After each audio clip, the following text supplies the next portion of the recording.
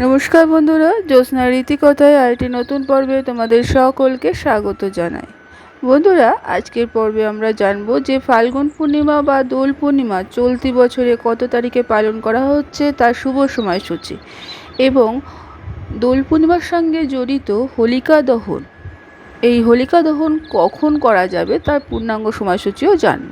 তার পাশাপাশি জানব যে পূর্ণিমায় আমরা কিভাবে পুজো করব বা কিভাবে উপোস করব, এই উপোস করলে কি ফল লাভ হবে তা বিস্তারিত জানব।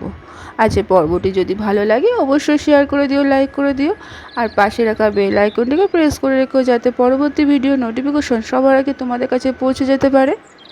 ফাল্গুন মাসে পূর্ণিমা তিথিতে পালিত হয় হোলি উৎসব।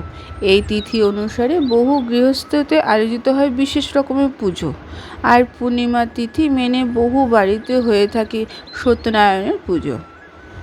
ফলে সমস্ত দিক থেকে এই পূর্ণিমা তিথি খুবই গুরুত্বপূর্ণ। শাস্ত্র অনুসারে বলেছে যে 2024 সালে হোলি উৎসব উদযাপিত হবে 25শে মার্চ।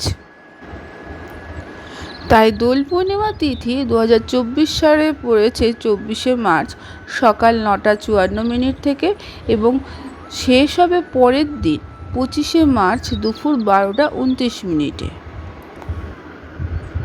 তাই গণনা অনুসারে হোলি উদযাপন করা হবে 25শে মার্চ। হোলিকা দহনের সময় 24শে মার্চ। সেই দিন হোলিকা দহনের শুভ মুহূর্ত থাকছে 1 ঘন্টা 14 মিনিট। 24শে মার্চ রাত 11:13 থেকে শুরু হবে হোলিকা দহনের শুভ সময়, আর সেই সময়কাল শেষ হবে 12:24।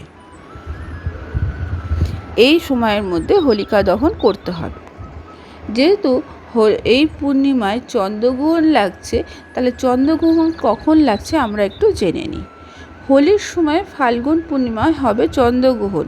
চন্দ্রগ্রহণের উপছায়া সকাল 10:24 শুরু হবে এবং শেষ হবে দুপুর 3:01। সেই দিন চন্দ্রোদয় হবে সন্ধ্যে 6:44।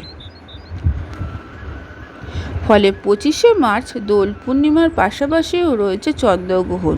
এই চন্দ্রগ্রহণে বিশেষভাবে ভারতে কোনো দেখা যাবে না, তাই এর কোনো সূতককালও থাকবে না। দোল পূর্ণিমায় অনেকেই উপোস করে বাড়িতে পুজো করে থাকে, কিন্তু কীভাবে উপবাস করে তা পালন করবে তা হয়তো অনেকে জানে না। এইবার আমরা একটু সংক্ষিপ্ত জেনে নিই। পূর্ণিমা দিন সকালে বন্ধুরা স্নানের পর ভগবান বিষ্ণুর পুজো করুন।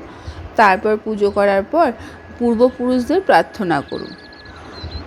তারপর সামর্থ্য অনুযায়ী অন্ন, তিল, গুড়, কাপড়, কম্বল, ঘি ইত্যাদি গরিব দুঃখীদের দান করুন।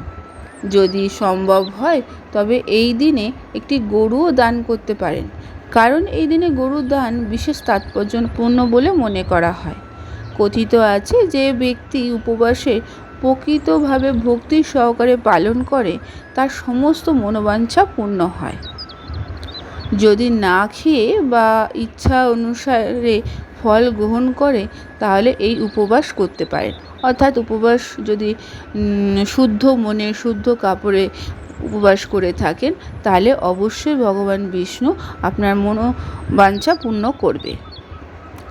যদি সম্ভব হয় সত্যনারায়ণের পুজোর পাশাপাশি এইভাবে যদি উপবাস রেখে দান করতে পারে অবশ্যই মনোবাঞ্ছা পূর্ণ হবে। আজকের পর্বটি এখানে শেষ করলাম। আরেকটি পর্ব নিয়ে তোমাদের কাছে পরবর্তী সময়ে আবার হাজির হয়ে যাব। ততক্ষণ তোমরা ভালো থাকো, অপরকে ভালো রাখতে সাহায্য করো।